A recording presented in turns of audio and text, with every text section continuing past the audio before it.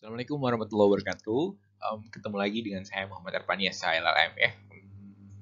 Kali ini kita akan bahas tentang kasus atau perkara ya. Warga itu menggugat pemerintah Kota Samarinda dan Dinas Pendidikan Samarinda ya.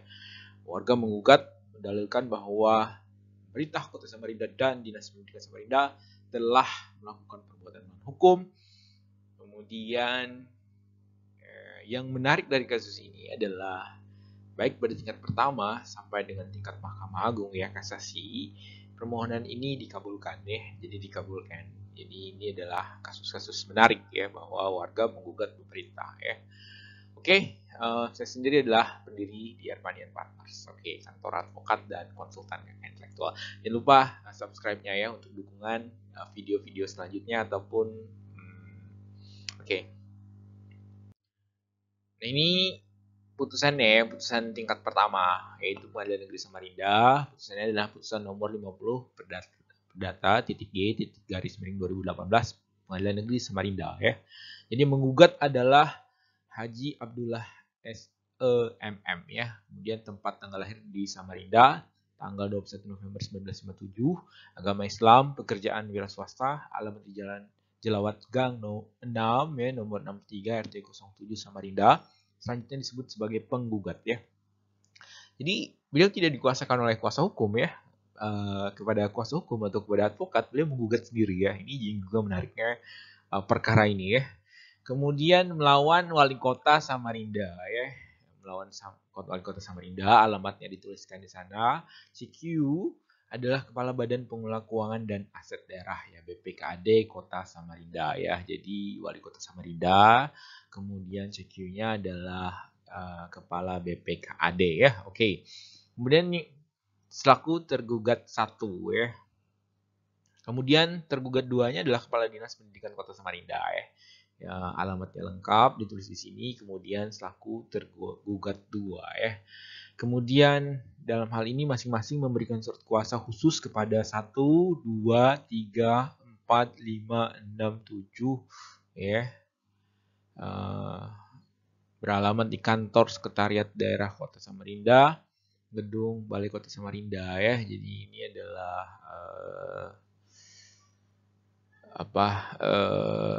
penerima kuasa ya dari Wali Kota Samarinda. CQ-nya adalah Kepala BPKD dan Kepala Dinas Pendidikan Kota Samarinda ya. Kalau dilihat ini adalah dari Biro Hukum ya. Oke. Selanjutnya ini kasusnya ya. Coba kita cermati bersama ya. Ini kasus perbuatan melawan hukum. Nah, ini duduk perkaranya ya. Duduk perkaranya penggugat itu tadi Pak Haji Abdullah SEMM ya. Berdasarkan surat pernyataan penguasaan tanah, ada SPPT ya, tanggal 5 Agustus 2011, luas tanahnya adalah seluas 5.750 meter persegi. Ya, SPPT aslinya ada pada kami terlampir. Ya, jadi bahasanya memang bahasa masyarakat sekali ya, bahasa masyarakat ya. Jadi terlampir bukan bukti penggugat 1, bukan bukti penggugat 2, jadi terlampir saja ya. Kemudian di atas tanah tersebut telah berdiri bangunan sekolah dasar negeri nomor 026 ya, saat ini 006, yang terletak di Jalan Jelawat, Gang 4 RT 13, Kelurahan Sido Damai, Kecamatan Samarinda Ilir, Kota Samarinda ya. Luas tanah dipergunakan untuk sekolah tersebut adalah 1131,43 meter persegi ya. Berdasarkan hasil ukur Badan Pengelola Keuangan dan Aset Daerah BPKAD Kota Samarinda pada hari Rabu tanggal 3 Februari 2016 ya, hasil ukur terlampir ya. Jadi bukan bukti P2, berarti hasil ukur terlampir saja ya. Jadi inilah gugatan beliau ya. Kita salut kepada beliau Pak Haji Abdullah SEMM ya dalam hal mempertahankan haknya ya. Jadi dari 5.750 meter persegi seluas 1.131 meter persegi, 1131,43 meter persegi digunakan sekolah ya. Jadi oke. Kemudian selanjutnya yang kedua, bahwa tanah tersebut di atas penggugat perolehan berdasarkan waris ya. Jadi tanah tersebut waris dari Haji Andud bin Ahad ya, almarhum sudah meninggal dunia, dan Haji Ajah ya, Cawek bin Muhammad ya almarhum yang dibeli sejak tahun 1933 sampai dengan 1963. Bukti pembelian segel terlampir ya. Jadi ini lagi bukti P3-nya ya, terlampir begitu saja. Kemudian luas tanah keseluruhan 36.105 meter persegi ya. Jadi 36.105 meter persegi. Juga petanya terlampir ya. Jadi bukan bukti P4, tapi peta terlampir saja. Yang terletak di Jalan Jelawat Gang 6 RT 7 08 12 13 14 Kelurahan Sidoarjo Kecamatan Samarinda Hilir Kota Samarinda ya. Luas sekali ya 36.000 meter persegi. Oke. Selanjutnya nomor 3 bahwa penggugat dari permasalahan tersebut di atas, penggugat telah membuat surat yang ditujukan kepada tergugat 1 ya, kepada wali kota CQ-nya tadi adalah BPKAD ya. Tembusan surat disampaikan kepada instansi terkait ya. Nah, terlampir lagi bukan P5 ya, tetapi terlampir saja. Inilah gugatan. Oke.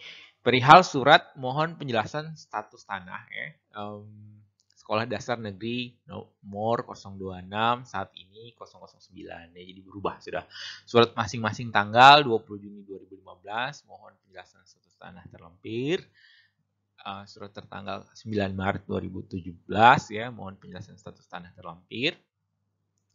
Mohon ini tanggal lagi Juni, Maret, April ya 2017 mohon penjelasan status tanah terlampir. 24 Agustus 2017 mohon penyelesaian tanpa menempuh jalur hukum terlampir ya. Jadi ini sudah 3 kali nih, sudah keempat nih, tolong dong mohon penyelesaian tanpa menempuh jalur hukum. Jadi sudah keempat kali ya, jadi terlampir.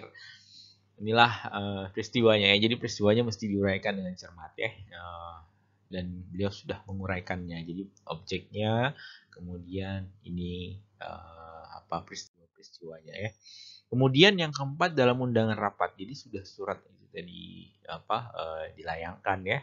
Asisten administrasi nomor 005 garis miring 77 BPKAD strip 5.2 garis miring 1 2016 tanggal 18 Januari 2016 rapat pada hari Kamis 20 Januari 2016 terlampir ya. Jadi ditanggapi terlampir. Oke. Kemudian ada juga nih wali kota Samarinda rapat pada hari Selasa 16 Mei 2017. Notulennya juga terlampir ya. Terlampir saja boleh ya, boleh, sangat boleh. Oke.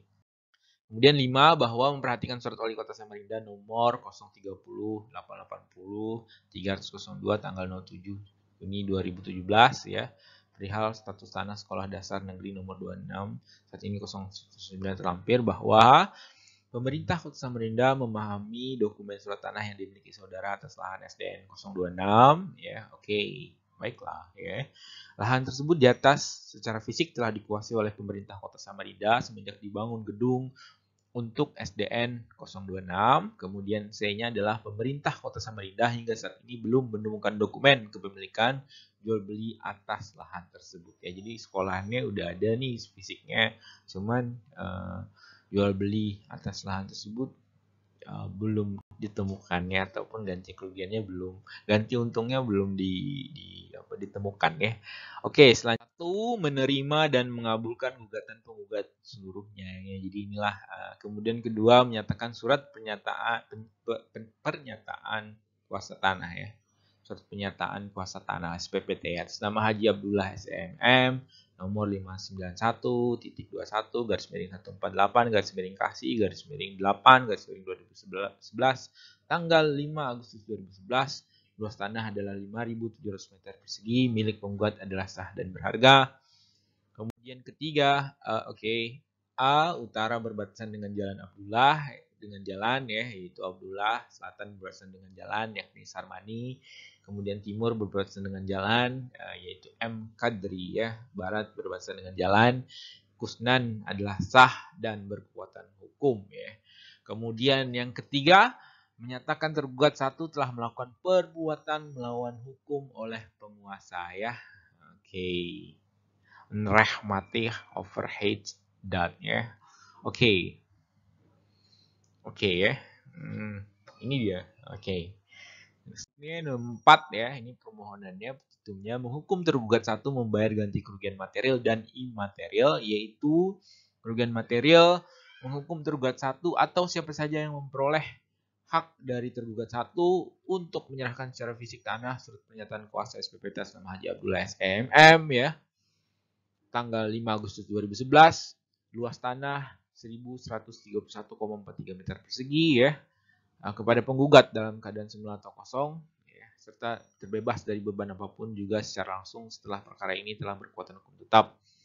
Bila perlu dengan bantuan alat kekuasaan negeri, Polri, atau jika tergugat 1 tidak bisa menyerahkan tanah tersebut kepada penggugat, maka tergugat wajib membayar uang sebagai pengganti ya atas nilai tersebut kepada penggugat sejumlah Rp1.500.000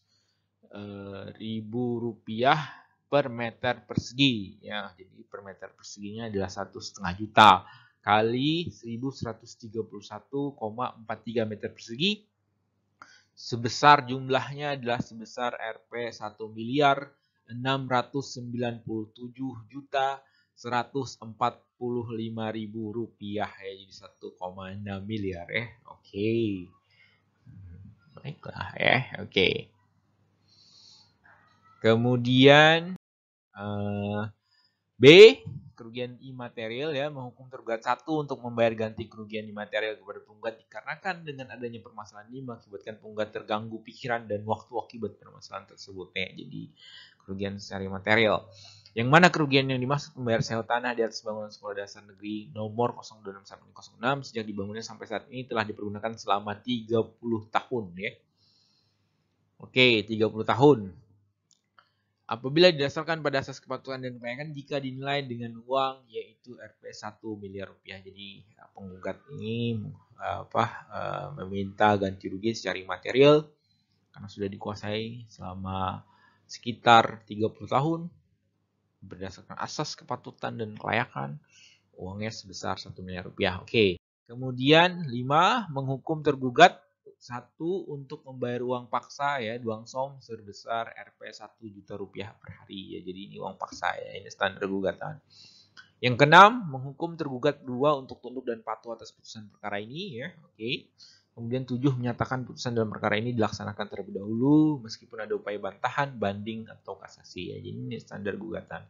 Nomor 8, menghukum tergugat 1 untuk membayar biaya perkara menurut hukum ya. Jadi tergugat 1 kita diminta untuk membayar biaya perkara menurut hukum ya. Atau apabila Majelis Hakim Pengadilan Negeri Samarinda berpendapat lain, mohon putusan untuk memberikan putusan yang seadil-adilnya ex aequo et bono. Oke. Clear ya. Kemudian bagaimana hasilnya nih? Oke. Kemudian nah, inilah putusannya ya. Jadi ini yang menarik dari kasus ini. Majelis Hakim yang memeriksa, mengadili dan memutus perkara ini mengadili ya. Kemudian dijawab oleh pemerintah kota ya, Samarinda dan juga Dinas Pendidikan Kota Samarinda tadi ya, melalui penerima kuasanya dijawab tadi. Oke. Kemudian langsung saja putusannya mengadili dalam eksepsi ya, menolak eksepsi para tergugat untuk seluruhnya dalam pokok perkara. 1, mengabulkan penggugat untuk sebagian, jadi dikabulkan ya. Jadi 2, menyatakan surat pernyataan kuasa SPP atas nama Haji Abdullah SMM ya, nomor sekian ini adalah sah dan berkekuatan hukum tetap ya. Oke. Yang 3, menyatakan tergugat 1 telah melakukan perbuatan melawan hukum oleh penguasa ya. Oke, inilah menariknya ya. Penguasa melakukan perbuatan melawan hukum ya. Keempat, menghukum tergugat 1 atau siapa saja ya. Ini yang memperoleh hak dan tergugat 1 untuk menyerahkan tanah sengketa kepada penggugat dalam keadaan kosong serta bebas dari apapun, atau jika tergugat 1 tidak bisa menyerahkan tanah tersebut kepada penggugat, maka tergugat 1 harus membayar uang sebagai pengganti atas nilai tanah tersebut sebesar Rp1,5 juta per meter persegi dikalikan 1131,43 ya, sebesar Rp1.697.145.000 ya, secara tunai dan sekaligus ya. Oke. Kemudian 5, menghukum tergugat 2 untuk tunduk pada putusan ini. Kemudian 6, menolak gugatan penggugat selain dan selebihnya. Ketujuh, menghukum tergugat 1 dan tergugat 2 untuk membayar biaya perkara serta tanggung renteng ya bersama-sama yang hingga saat ini sebesar Rp1.176.000 ya. Oke. Demikian diputuskan berdasarkan rapat musyawarah Majelis Pengadilan Negeri Samarinda pada hari Selasa 4 September 2018 ya. Perkara ini masih baru. Kemudian tidak terima nih pemerintah Kota Samarinda dan Dinas Pendidikan tadi. Kemudian dalam dokumen itu saya menemukan dokumen kasasi ya di Mahkamah Agung. Jadi kasasi Mahkamah Agung nih kasasi ya di Mahkamah Agung. Kemudian apa nih hasilnya? Hasilnya adalah ditolak. Jadi majelis hakim pada tingkat majelis hakim di Mahkamah Agung pada tingkat kasasi intinya adalah sependapat dengan pengadilan negeri Samarinda ya, artinya tidak ada kekeliruan dalam hal penerapan hukum. Nah ini yang menariknya ya, putusan ini kasasinya baru diputuskan pada 29 September 2020 ya. Jadi pada tingkat pertama itu 13 September 2018, putusan kasasinya keluar pada tanggal 29 September 2020. Jadi pemerintah kota dan juga Dinas Pendidikan Kota Samarinda dinyatakan pemerintah kota ya tadi tergugat 1 dinyatakan telah melakukan perbuatan melawan hukum. Ini yang sangat menarik ya. Di warga menguraikan, dalilkan dengan bahasa yang sederhana tetapi cermat ya. Jadi peristiwanya diuraikan dengan sangat cermat meskipun tidak ada dalil-dalil hukum ya. Jadi bahwa misalnya tergugat 1 telah melakukan perbuatan melawan hukum sebagaimana dinyatakan pada pasal 1365 KUH Perdata itu tidak mesti juga seperti itu. Buktinya ini diterima ya. Oke, inilah kita ambil pelajarannya kepada